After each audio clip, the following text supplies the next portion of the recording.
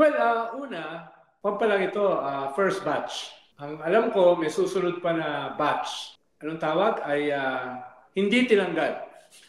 Pina-resign. No? Pina-resign. Okay. Bigyan naman natin sila ng graceful exit, di ba? Ang purpose ng Cortes resignation. Di ba? Sila lang mismo ang nag-resign.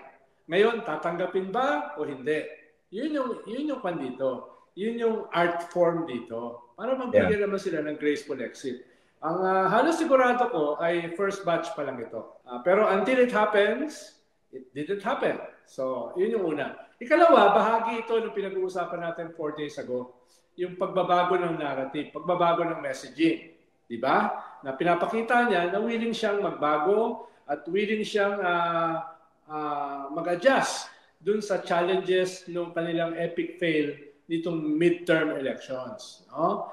Pero baling wala yung messaging, baling wala yung pagbabago ng narrative kung walang substance. Form yun eh. Form yun. Yung substance, dyan kailangan ilagay niya yung kanyang political at saka economic reforms.